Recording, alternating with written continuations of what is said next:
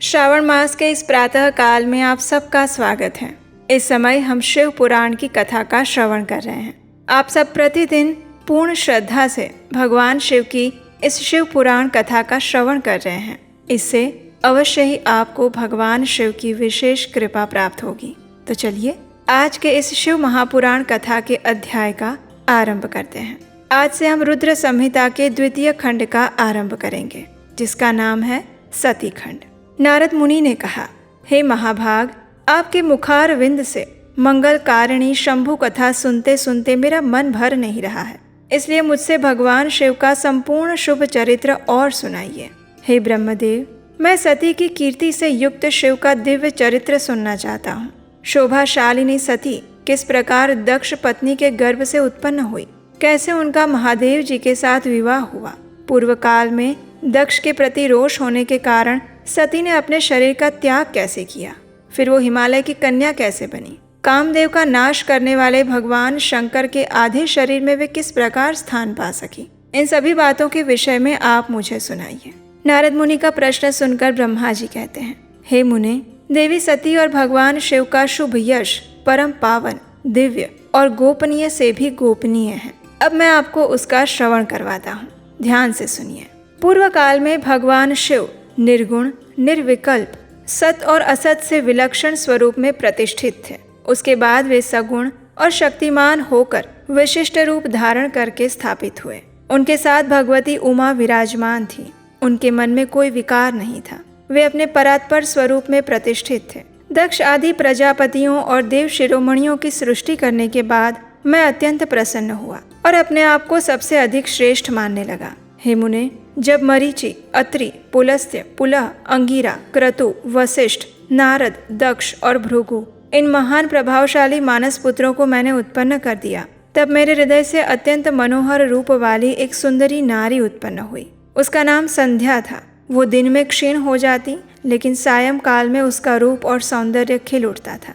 वो मूर्तिमती सायं संध्या ही थी और निरंतर किसी मंत्र का जप करती रहती। इसी प्रकार मेरे मन से एक मनोहर पुरुष प्रकट हुआ, जो अत्यंत अद्भुत था। उसके शरीर का मध्य भाग पतला था, दांतों की पंक्तियां बड़ी सुंदर थी, नेत्र प्रफुल्लित कमल के समान थे। उस पुरुष को देखकर दक्ष आदि मेरे सभी पुत्र अत्यंत उत्सुक हो उठे। उनके मन में विस्मय भर आया। उस पुरुष ने विनय से गर्दन झुकाई और मुझे प्रणाम करते हुए कहा, हे ब्रह्मन, मैं कौन सा कार्य करूँगा? मेरे योग्य जो भी कार्य हो उसमें मुझे लगाइए। आज आप ही सबसे अधिक माननीय और योग्य पुरुष हैं। उसके ऐसे वचन सुनकर मैंने उससे कहा, हे भद्र पुरुष, तुम अपने इसी स्वरूप से और फूल के बने हुए 5 बाणों से स्त्रियों और पुरुषों को मोहित करते हुए सृष्टि के सनातन कार्य को चलाओ। इस चराचर त्रिभुवन में ये देवता आदि कोई भी जीव तुम्हारा तिरस्कार करने में समर्थ नहीं होगा। तुम छिपे हुए रूप से प्राणियों के हृदय में प्रवेश करके सदैव स्वयं उनके सुख का हेतु बनकर सृष्टि का सनातन कार्य चालू रखो। समस्त प्राणियों का जो मन है वो तुम्हारे पुण्यमय बाण का सदा अनायास ही अद्भुत लक्ष्य बन जाएगा और तुम निरंतर उन्हें मदमत्त किए रहोगे। ये तुम्हारा कार्य है। तुम्हारे ठीक ठीक नाम क्या होंगे, इस बात को मेरे ये सभी पुत्र बताएंगे। ऐसा कहकर ब्रह्मा जी ने अपने पुत्रों की ओर देखा और फिर वे चुपचाप बैठ गए। इस कथा को आगे बढ़ाते हुए ब्रह्मा जी सुनाते हैं कि उसके बाद मेरे अभिप्राय को जानने वाले मरीचि आदि सभी मेरे पुत्रों ने उस पुरुष का उचित नाम रखा। दक्ष आदि प्रजापतियों ने उसका मुंह देखते ही परोक्ष के भी सारे वृत्तांत जानकर उसे रहने के लिए स्थान और पत्नी प्रदान की। मेरे पुत्र मरीचि आदि द्विजों ने उस पुरुष के नाम निश्चित करके उससे ये युक्ति युक्त बात कही। ऋषि ने कहा, तुम जन्म लेते ही हमारे मन को भी मथने लगे हो, इसलिए लोक में मनमथ नाम से विख्यात होगे। तीनों लोकों में तुम इच्छा अनुसार रूप धारण करने वाले हो। तुम्हारे समान सुंदर दूसरा कोई नहीं, इसलिए काम रूप होने के कारण काम नाम से भी तुम विख्यात होगे। लोगों को मदमत्त बना देने के कारण तुम्हारा एक नाम मदन होगा। तुम बड़े दर्प से उत्पन्न हुए हो, इसलिए दर्पक कहलाओगे। सदर्प होने के कारण जगत में तुम कंदर्प नाम से भी विख्यात होगे। सभी स्थानों पर तुम्हारा अधिकार होगा। जो आदि प्रजापति हैं वे ही ये पुरुषों में श्रेष्ठ दक्ष तुम्हारी इच्छा के अनुरूप पत्नी स्वयं देंगे और वो तुम्हारी कामिनी होगी। ब्रह्मा जी ने कहा, हे मुने, तत्पश्चात मैं वहां से अदृश्य हो गया। इसके बाद दक्ष मेरी बात का स्मरण करके कंदर्प से कहने लगा, हे कामदेव, मेरे शरीर से उत्पन्न हुई मेरी ये कन्या सुंदर रूप और उत्तम गुणों से सुशोभित है। इसे तुम अपनी पत्नी बनाने के लिए ग्रहण करो। ये गुणों की दृष्टि से सर्वथा तुम्हारे योग्य है। ये सदा तुम्हारे साथ रहने वाली और तुम्हारी रुचि के अनुसार चलने वाली होगी। ऐसा कहकर दक्ष ने अपने शरीर के पसीने से प्रकट हुई उस कन्या का नाम रति रखा और उसे अपने आगे बिठाया और कंदर्प को संकल्प पूर्वक सौंप दिया। हे नारद, दक्ष की वह पुत्री रति बड़ी रमणीय और मुनियों के मन को भी मोह लेने वाली थी। उसके साथ विवाह करके कामदेव को भी बड़ी प्रसन्नता हुई। अपनी रति नामक सुंदरी स्त्री को देखकर उसके हाव भाव आदि से अनुरंजित होकर कामदेव भी मोहित हो गए। उस समय बड़ा भारी उत्सव होने लगा। प्रजापति दक्ष इस बात को सोचकर बड़े प्रसन्न थे कि मेरी पुत्री इस विवाह से सुखी है। कामदेव को भी बड़ा सुख मिला।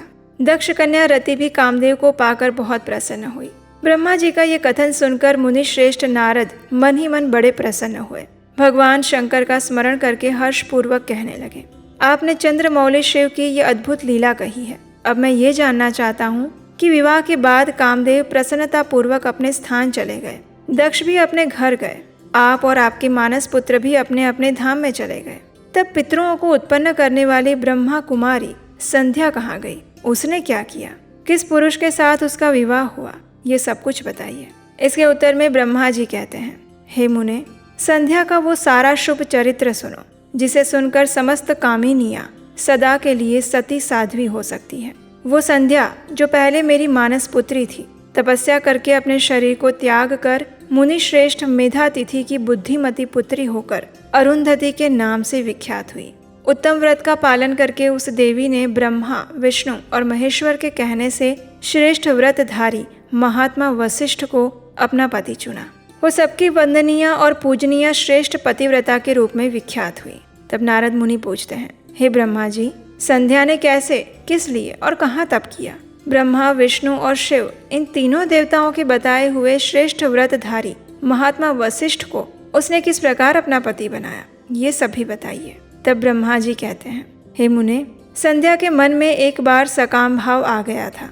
इसलिए उस साध्वी ने यह निश्चय किया कि वैदिक मार्ग के अनुसार मैं अग्नि में अपने इस शरीर की आहुति दूंगी। आज से इस भूतल पर कोई भी देहधारी उत्पन्न होते ही काम भाव से युक्त ना हो। इसके लिए मैं कठोर तपस्या करके मर्यादा स्थापित करूंगी। तरुण अवस्था से पूर्व किसी पर भी काम का प्रभाव नहीं पड़ेगा, ऐसी सीमा निर्धारित करूंगी और इसके बाद इस जीवन को त्याग दूंगी।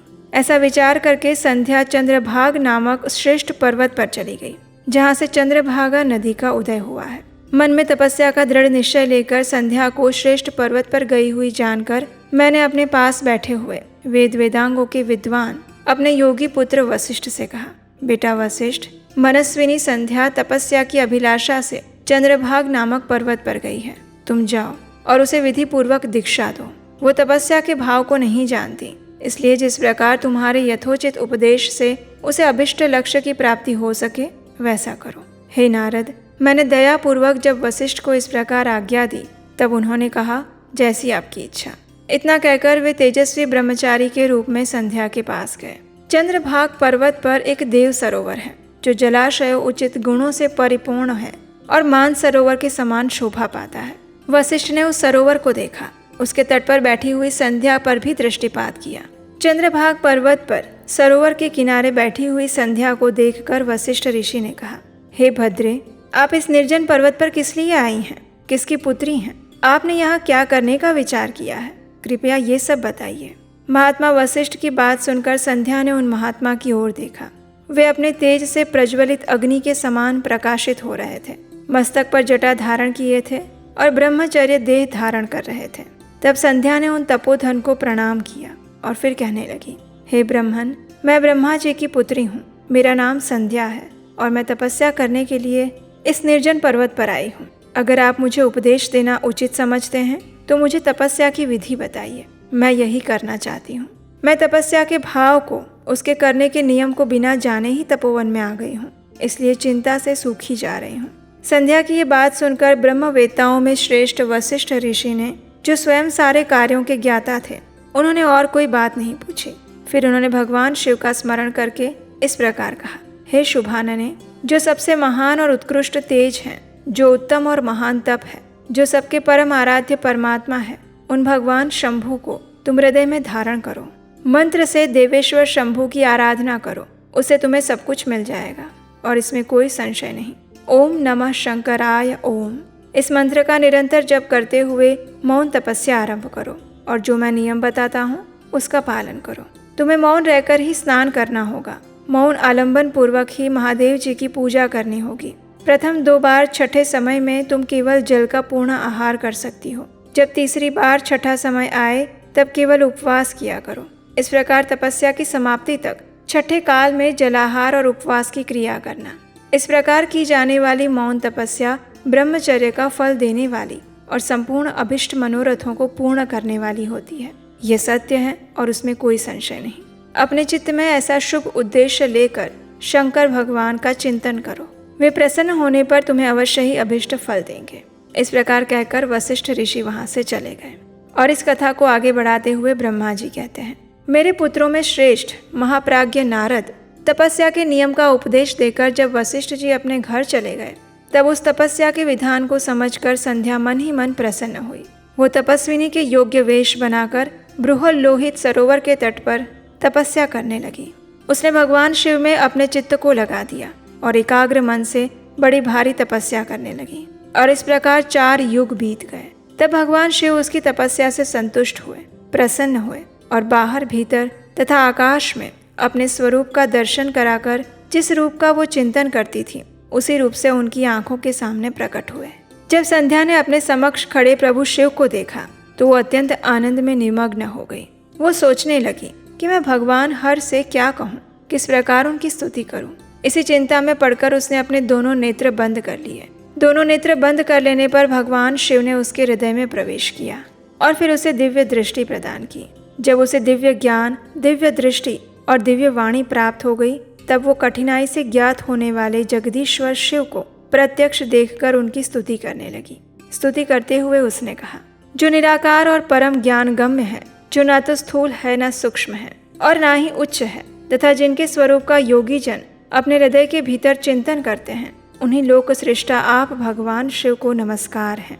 ब्रह्मा आदि देवता और तपस्या के धनी मुनि भी जिनके रूपों का वर्णन नहीं कर सकते, उन्हीं परमेश्वर का वर्णन अथवा स्तवन मैं कैसे कर सकती हूँ। आप निर्गुण हैं, मैं मूढ़ स्त्री आपके गुणों को कैसे जान सकती हूँ। हे महेश्वर, आपको नमस्कार है, कृपया आप मुझ पर प्रसन्न होइए। आपको बारंबार नमस्कार है। संध्या का ये स्तुतिपूर्ण वचन सुनकर उसके द्वारा भली भांति प्रशंसित हुए भक्त वत्सल भगवान शंकर अत्यंत प्रसन्न हुए। उनका शरीर वल्कल और मृगचर्म से ढका हुआ था।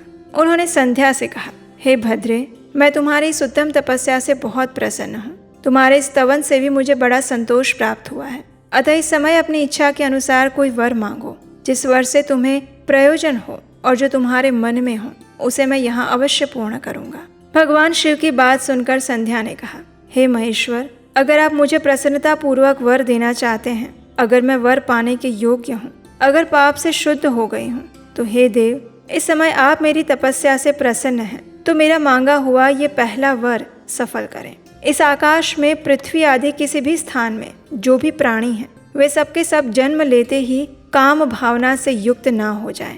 हे नाथ, मेरी सकाम दृष्टि कहीं ना पड़े। मेरे जो पति हो वे भी मेरे अत्यंत सुहृदय हो।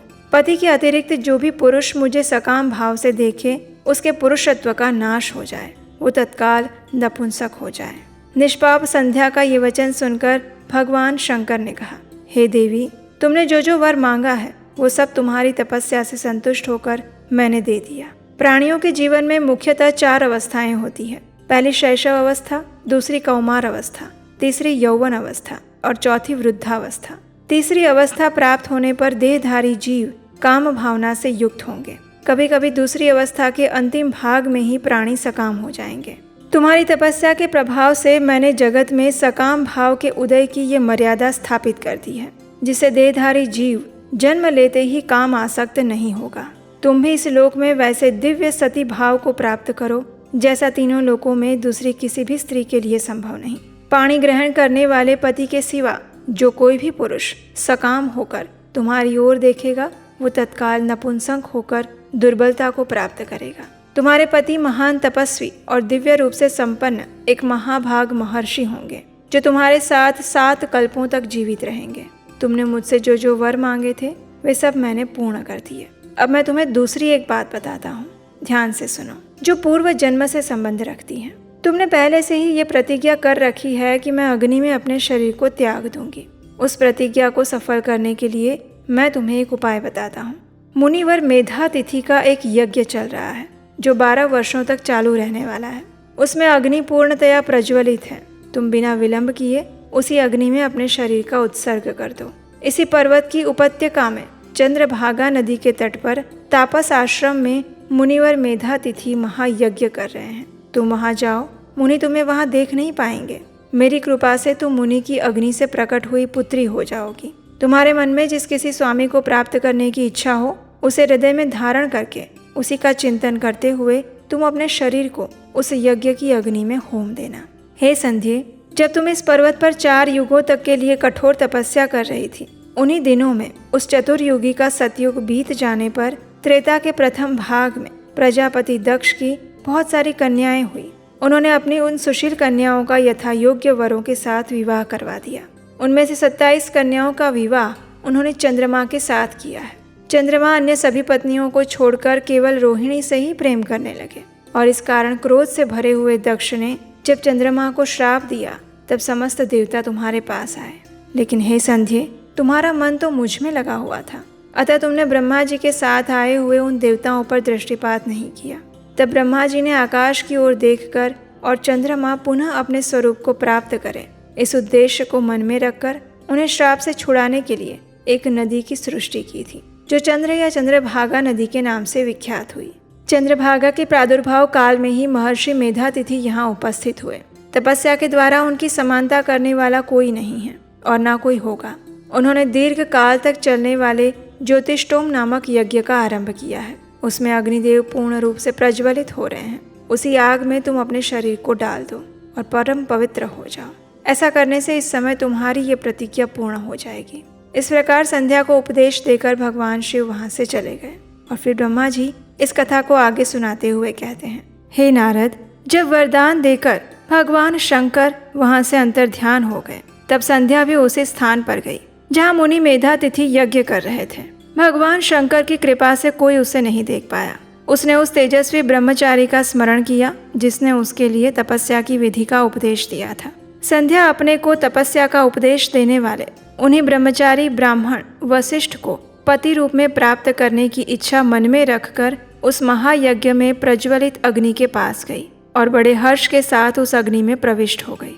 उसका यज्ञमय शरीर तत्काल दग्ध हो गया और उसकी सुगंध चारों ओर फैल गई। अग्नि ने भगवान शंकर की आज्ञा से उसके सुवर्ण जैसे शरीर को जलाकर शुद्ध करके पुनः सूर्य मंडल में पहुंचा दिया और तब सूर्य ने पितरों और देवताओं की तृप्ति के लिए उसे 2 भागों में विभक्त करके अपने रथ में स्थापित कर दिया।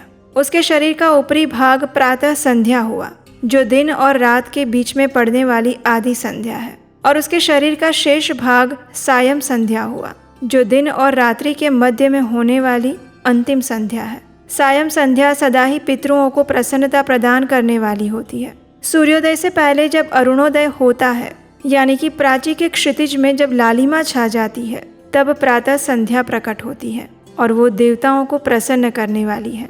और जब लाल कमल के समान सूर्य अस्त हो जाते हैं, उसी समय सायं संध्या का उदय होता है जो पितरों को आनंद देती है। और इसीलिए अधिकतर समय में देवताओं की पूजा हम प्रातः संध्या में करते हैं और पितरों आदि का पूजन सायं संध्या में। जब मुनि के यज्ञ की समाप्ति का अवसर आया तब वो अग्नि की ज्वाला में महर्षि मेधा तिथि को तपाए हुए सुवर्ण की जैसी कांति वाली एक पुत्री प्राप्त हुई। मुनि ने बड़ी प्रसन्नता के साथ उस पुत्री को स्वीकार किया, अपनी गोद में बिठा लिया। शिष्यों से घिरे हुए महामुनि मेधा तिथि को बड़ा आनंद प्राप्त हुआ। उन्होंने उसका नाम अरुंधति रखा। वो किसी भी कारण से धर्म का अवरोध नहीं करती थी, अतः उसी गुण के कारण उसने स्वयं ये त्रिभुवन विख्यात नाम प्राप्त किया। यज्ञ को समाप्त करने के बाद अत्यंत प्रसन्न हुए मुनि अपने शिष्यों के साथ आश्रम में रहकर अपनी इस पुत्री का लालन पालन करने लगे। देवी अरुंधति चंद्रभागा नदी के तट पर तापसारण्य के अंदर मुनिवर मेधा तिथि के आश्रम में धीरे धीरे बड़ी होने लगी। जब वो विवाह के योग्य हो गई, तब मैंने यानी ब्रह्मा ने, विष्णु और महेश्वर ने मिलकर मुझ ब्रह्मा के पुत्र वशिष्ठ के साथ उसका विवाह करवा दिया। ब्रह्मा, विष्णु और महेश के हाथों से निकले हुए जल से शिप्रा आदि 7 परम पवित्र नदियां उत्पन्न हुई। मेधा तिथि की पुत्री महासाध्वी अरुंधति समस्त पतिव्रताओं में श्रेष्ठ थी। वो महर्षि वशिष्ठ को पति रूप में प्राप्त करके उनके साथ बड़ी शोभा पाने लगी। उससे शक्ति आदि शुभ और श्रेष्ठ पुत्र उत्पन्न हुए। हे नारद मुने, इस प्रकार मैंने तुम्हारे समक्ष संध्या के पवित्र चरित्र का वर्णन किया। जो भी मनुष्य, स्त्री या शुभ आचरण करने वाला पुरुष इस प्रसंग को सुनता है, वो संपूर्ण कामनाओं को प्राप्त कर लेता है। प्रजापति ब्रह्मा जी की ये बात सुनकर नारद मुनि अत्यंत प्रसन्न हुए और फिर उन्होंने कहा, हे ब्रह्मन, आपने अरुंधति की और पूर्व जन्म में संध्या की बड़ी उत्तम कथा सुनाई। अब आप भगवान शिव के उस परम पवित्र चरित्र का वर्णन कीजिए जो दूसरों के पापों का नाश करने वाला है। जब कामदेव रति से विवाह करके हर्षपूर्वक चला गया तो दक्ष आदि अन्य मुनि अपने अपने स्थान में गए, और जब संध्या तप करने के लिए गई उसके बाद क्या हुआ ये बताइए। तब ब्रह्मा जी ने कहा, हे विप्रवर नारद, तुम धन्य हो। पूर्व काल में मैं एक बार जब मोह में पड़ गया और भगवान शंकर ने मेरा उपहास किया, तब मुझे बड़ा क्षोभ हुआ था। शिव की माया ने वास्तव में मुझे मोह लिया था, इसलिए मैं भगवान शिव के प्रति ईर्ष्या करने लगा। किस प्रकार, वो सुनाता हूँ, ध्यान से सुनो।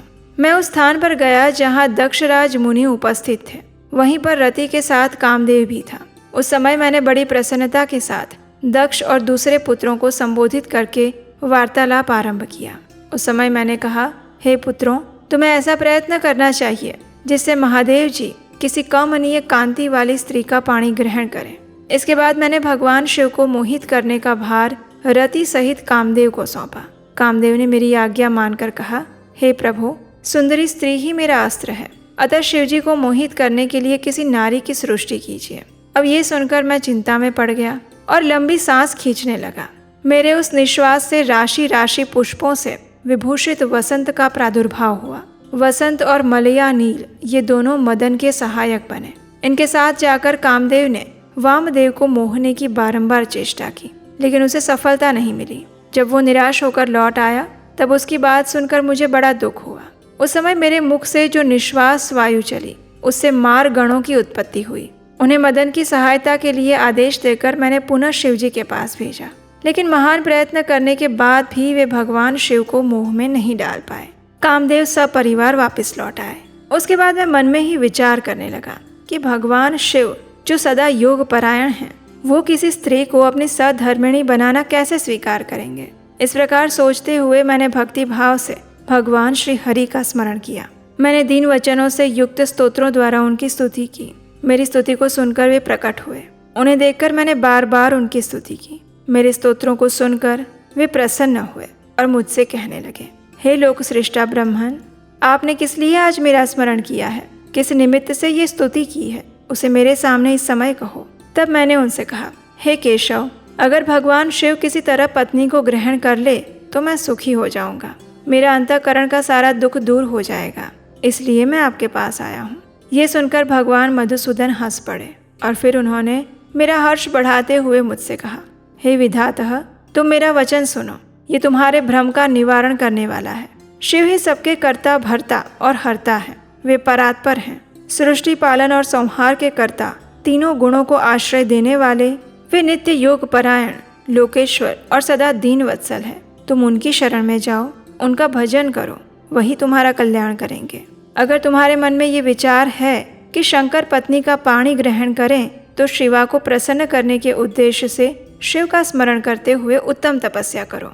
वे देवेश्वरी अगर प्रसन्न हो जाएंगी तो सारा कार्य सिद्ध कर देंगी। यदि शिवा सगुण रूप से अवतार ग्रहण करके लोक में किसी की पुत्री हो, मानव शरीर ग्रहण करे, तो वे निश्चय ही महादेव जी की पत्नी हो सकती है। तुम दक्ष को आज्ञा दो, वे भगवान शिव के लिए पत्नी का उत्पादन करने हेतु भक्ति भाव से प्रयत्न पूर्वक तपस्या करें।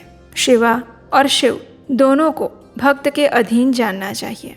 भगवान शिव इस समय कैलाश पर्वत पर निवास करते हैं। अब शिवा भी सती नाम से अवतीर्ण होने वाली है, अतः तुम्हें उनके आविर्भाव के लिए प्रयत्न अवश्य करना चाहिए। भगवान विष्णु की ये बात सुनकर मुझे अत्यंत प्रसन्नता हुई और फिर भगवान विष्णु अंतर्ध्यान हो गए। इस कथा के विषय में आगे पूछते हुए नारद मुनि कहते हैं, हे पूज्य पिताजी, दृढ़ता पूर्वक उत्तम व्रत का पालन करने वाले दक्ष ने तपस्या करके देवी से कौन सा वर प्राप्त किया और वे देवी किस प्रकार उनकी कन्या हुई। तब ब्रह्मा जी कहते हैं, मेरी आज्ञा पाकर उत्तम बुद्धि वाले महाप्रजापति दक्ष ने क्षीर सागर के उत्तर तट पर स्थित होकर देवी जगदम्बिका को पुत्री रूप में प्राप्त करने की इच्छा से कठोर तपस्या आरंभ कर दी। उसने 3000 दिव्य वर्षों तक तप किया। दक्ष की इस तपस्या से प्रसन्न होकर देवी ने स्वयं उसे दर्शन दिया। उनका दर्शन पाकर प्रजापति दक्ष ने अपने आप को धन्य समझा। दक्ष उन देवी की स्तुति करने लगा और उसने कहा, हे जगदम्बे, हे महामाये, मुझ पर प्रसन्न होइए, आपको मेरा नमस्कार है।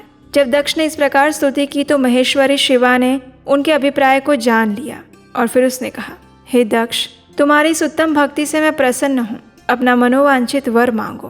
तब दक्ष ने कहा, हे जगदम्बे, हे महामाये, अगर आप मुझे वर देने के लिए उद्यत हैं तो मेरी एक ही इच्छा है। जो भगवान शिव हैं वे रुद्र नाम धारण करके ब्रह्मा जी के पुत्र रूप से अवतीर्ण हुए हैं, परंतु आपका कोई अवतार नहीं हुआ, फिर उनकी पत्नी कौन होगी। अतः हे शिवे, आप ही भूतल पर अवतीर्ण होइए, उन महेश्वर को अपने रूप लावण्य से मोहित कीजिए। आपके सिवा दूसरी कोई भी स्त्री रुद्रदेव को कभी भी मोहित नहीं कर सकती, इसलिए आप मेरी पुत्री होकर इस समय महादेव जी की पत्नी बनिए।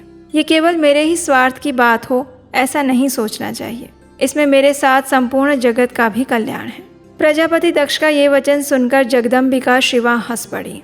भगवान शिव का स्मरण करते हुए उन्होंने कहा, हे प्रजापते, तुम्हारी भक्ति से मैं अत्यंत प्रसन्न हुई हूँ और तुम्हें मनोवांछित वर देने के लिए उद्यत हूँ। यद्यपि मैं महेश्वरी हूँ, तथापि तुम्हारी भक्ति के अधीन होकर तुम्हारी पत्नी के गर्भ से तुम्हारी पुत्री के रूप में अवतीर्ण होंगी और उसमें कोई संशय नहीं है। प्रत्येक जन्म में वे नाना रूपधारी शंभु ही मेरे स्वामी होते हैं। भगवान सदाशिव अपने दिए हुए वर के प्रभाव से प्रकट हुए हैं। मैं भी उनके वर से उनकी आज्ञा के अनुसार यहाँ अवतार लूंगी और शीघ्र ही मैं तुम्हारी पुत्री बनकर महादेव जी की पत्नी बनूंगी। परंतु मेरा एक प्रण है, उसे तुम्हें सदा मन में रखना चाहिए। मेरे इस प्रण को मिथ्या मत समझना। अगर कभी मेरे प्रति तुम्हारा आदर घट जाएगा तब उसी समय मैं अपने शरीर को त्याग दूंगी, अपने स्वरूप में लीन हो जाऊंगी या फिर दूसरा शरीर धारण करूंगी। प्रत्येक सर्ग या कल्प के लिए तुम्हें ये वर दे दिया गया है। इस प्रकार दक्ष से कहकर देवी शिवा वहां से अंतर ध्यान हो गई और फिर दक्ष अपने आश्रम पर वापस लौट आए।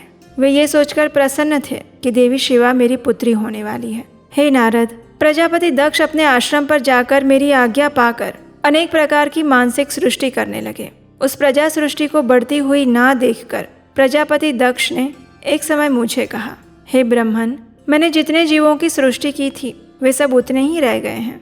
अब मैं क्या करूं? जिस उपाय से ये जीव अपने आप बढ़ने लगे। तब मैंने कहा, भगवान शिव तुम्हारा कल्याण करेंगे। हे दक्ष, प्रजापति पंचजन वीरण की जो परम सुंदरी पुत्री आसकनी है उसे तुम पत्नी रूप में ग्रहण करो। अपनी पत्नी के साथ मिलकर तुम प्रजा सर्ग को बढ़ाओ। उसके गर्भ से तुम बहुत से संतानें उत्पन्न कर सकोगे। तत्पश्चात मेरी आज्ञा के अनुसार प्रजापति दक्ष ने वीरण प्रजापति की पुत्री के साथ विवाह किया और उसके गर्भ से प्रजापति दक्ष ने 10,000 पुत्र उत्पन्न किए जो हर्यश्व कहलाए। वे सबके सब पुत्र समान धर्म का आचरण करने वाले थे। पिता की भक्ति में तत्पर रहकर वे सदैव वैदिक मार्ग पर चलते थे। एक समय पिता ने उन्हें प्रजा की सृष्टि करने का आदेश दिया। तब वे सभी दाक्षायण नामधारी पुत्र सृष्टि के उद्देश्य से तपस्या करने के लिए पश्चिम दिशा की ओर गए। उनकी आंतरिक मल राशि धुल गई। वे परमहंस धर्म में स्थित हो गए। दक्ष के सभी पुत्र पिता के आदेश से बंधे हुए थे, इसलिए मन को स्थिर करके प्रजा की वृद्धि के लिए वहां तपस्या करने लगे। हे नारद, जब तुम्हें पता लगा कि हर्यश्व गण सृष्टि के लिए तपस्या कर रहे हैं, तब भगवान लक्ष्मीपति के अभिप्राय को जानकर तुम स्वयं उनके पास गए, उन्हें ज्ञान का उपदेश दिया।